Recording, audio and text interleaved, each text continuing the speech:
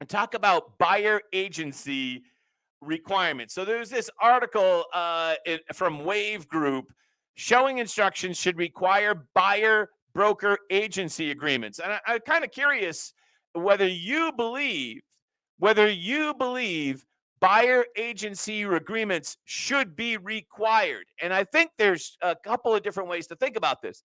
There would be some type of rule, whether that's from the Board of Registration or the MLS or the Realtor Association or whatever, some type of rule that requires you to have a buyer agency agreement or a rule from your broker. And currently, the way I work here in my office is I allow my agents to decide whether they want to get a buyer agency agreement. Of course, we have it available, but I allow my agents to decide whether they want to ask their clients to have to sign that or not. And I think there is a choice, just like Mom said, John, you have choices. There's a choice. You might have more clients if you don't use the form, but what type of client, what quality of client is it? Because they could be cheating on you, right, with another agent. But you might, if you use the form, you might have fewer clients, but they might be quality clients. See how that works? So, if it was me, given the current environment that we're in, I'm pretty sure that I'm leaning towards requiring my agents to use the otherwise optional buyer agency broker form.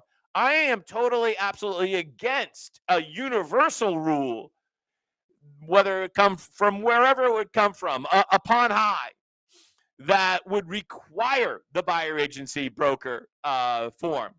So I'm against some type of mandate. I hate mandates. You know me, I'm a free market guy. I hate mandates uh, from above, but give me my choice. Technically, all of the clients that are represented by my agents are technically actually my clients. That's how the law works. My agents are agents of my agency. Um, so give me the choice to make the rule for my agency. Give Sally, who's a broker down the street, give her the choice. Keep it the way it is basically what I'm saying. However, having said that, I do think that it's wise to use the buyer agency broker form going forward from here.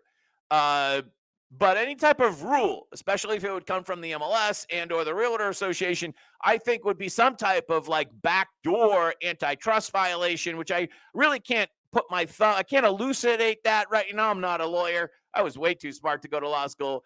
But that sounds to me as some type of backdoor antitrust violation. So I was just riffing off this. Showing instructions should require buyer broker agency agreement. And I've heard this idea floated that there would be some type of rule from the MLSs or from the associations that would require listing agreement that would require any type of showing to prove that you have a buyer agency broker agreement. And to me, that just is a total antitrust violation. And it's just kind of a backdoor way to keep things exactly the same. So yeah, I'm not a big fan of that. Let's keep it optional. Let's remember that market conditions change from time to time.